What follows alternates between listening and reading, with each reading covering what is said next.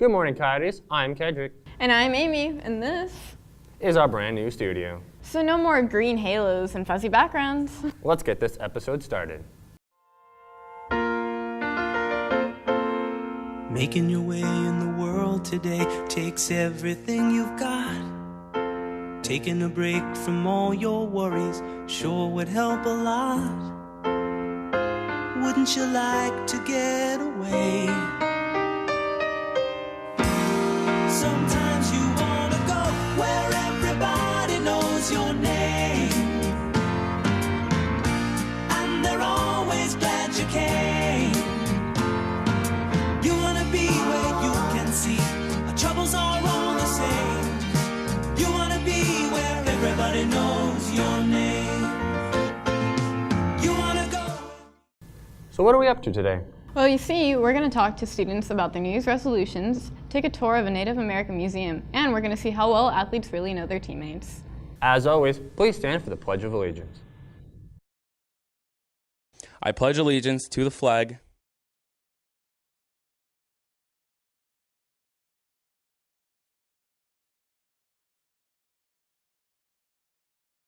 New Year's resolutions are so difficult to keep up. They're really not.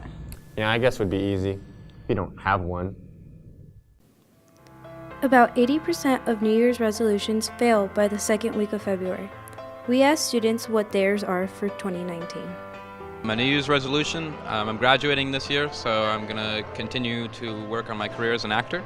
My New Year's resolution is to make it to state again this year for track and field. To try and get the school record for the 100-meter dash in track. Coming up in 2019, I'm so determined to avoid procrastinating all my homework. That is probably my top New Year's resolution. I want to spend more time with family and friends. You know, I've been pretty busy and kind of force them out of my life, so probably spend more time with them, show them I care. How do you plan on maintaining your goal? I don't know, I've always been pretty motivated when it comes to acting, so I guess just not going to let myself peak in high school. Getting myself in better shape and just working out as much as I can. Training hard and working out every day and do my very best I can on the track. I'm going to avoid being lazy. I think that's the biggest thing.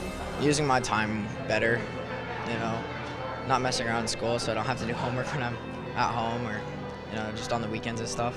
What are you most excited for in 2019? To graduate. Oh yeah. I'm very excited to be a junior, and I just feel like junior year is probably the funnest year in high school because you don't have to be stressed about being a senior yet, and I don't know, just gotta live it up. Just a new year, a chance to get new things done. I don't know, it just sounds exciting. Most excited for The Music Man and Romeo and Juliet in the new auditorium. Come see it. This has been Melody Bourgeon reporting for The Rundown. Hey juniors, in less than a year and a half, we'll be graduating and planning for the rest of our lives. Don't forget, tomorrow is the last day to turn in the registration form for the E4T conference. This event is specifically for you, with guest speakers, instructions on how to enhance your employability skills, and an opportunity to visit with colleges and business representatives. So don't miss out on this great opportunity.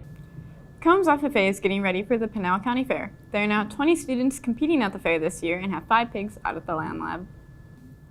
Seniors, do you remember the unbelievable ad Nathan Jacobs had in last year's yearbook? Time is running out to purchase your ad space this year. Create a section for you and your friends, or have your parents buy a section to tell the world how amazing you are. Ads can be designed online at www.jostensAdservice.com. You have until January 31st to purchase your space and submit your ad. Now here's Demi and Tristan with sports.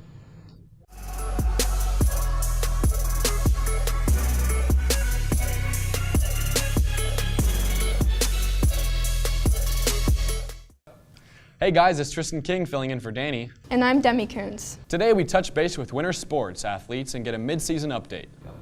Girls basketball has an overall record of 8-11 and is 2-2 in section so far. The girls have 2 straight wins as of Tuesday, beating Glendale 44-25 and Cortez 50-21. The boys team is riding a 3-game win streak with wins over Ashford, Glendale, and Cortez. Catch the girls in action tonight at home against AJ. JV starts at 5:30 and varsity begins at 7. The girls' soccer team wraps up their pre-section schedule tonight at 6 against the Mesquite Wildcats. Section play will begin next Tuesday against the Dysart Demons. The boys are 1-4-2 and have been much more competitive than last season. Check out maxpeps.com to see how they did against Post and Butte on Tuesday. I heard that a few reporters got the chance to interview some winter sport athletes. Well, it turns out that it was actually a game show to see how well the teammates know each other. I'm gonna get it wrong. Yeah.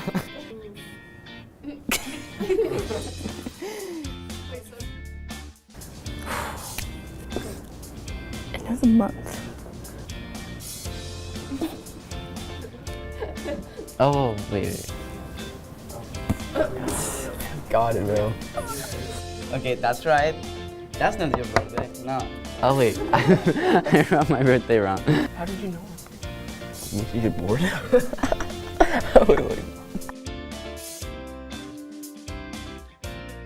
don't even know my favorite movie. You don't know how to spell your own favorite movie? No, I don't. What?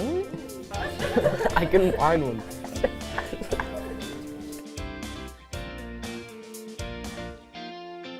Can it be snacks too? Yeah. Alright, bet. Everybody knows I like burritos. That one's easy. Corin's fat. I spelled it right. Let's go. Right. You too. I don't know how are you gonna wrap fry bread? It's just like a straight burrito, bro. So you can take a piece of fry bread and You can. Tamales are so good. I had tamales the I'm other the day. whitest person ever, but Mexican food, a blessing on earth.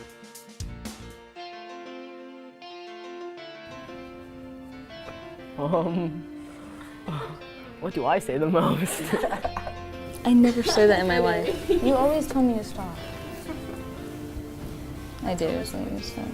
But that's not my most. I tell you to stop, that's it. Nobody else. You're gonna talk to anybody else. What? I do say that. I do not. Yes, I say do. Oh, I do say that a lot. You do say it all the time. And my little Cody. He says them all the time. Chad. Oh, yeah, he got it right. If you know, you know. Oh, dang, too good. Like a dance move or like like. Come on, Guillermo. I don't know. Ándale, ándale. Oh, okay.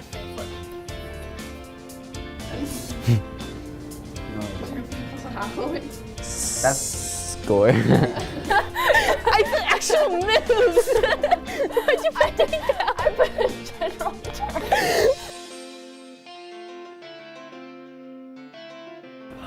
I'm a little disappointed that I know Corbin that well. No, I knew that was. We're best I knew we were friends. coming in with a W. nah. I mean, we live together, so. Girls basketball.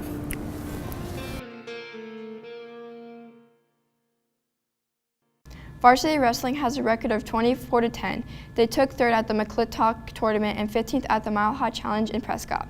They got 5th at Apache Junction Invite. They have 3 champions and 21 placers so far this season. Boys tennis begins February 4th. Anyone interested in playing, see Dr. Nelson in room 457 for more information. Now back to you, Amy and Kedrick.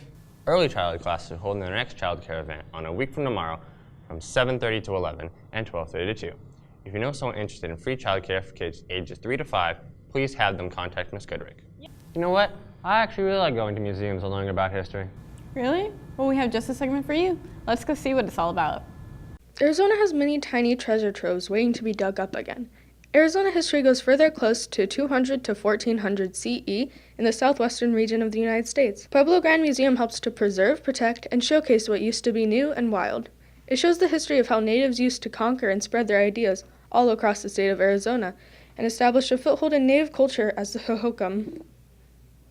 How old is the park?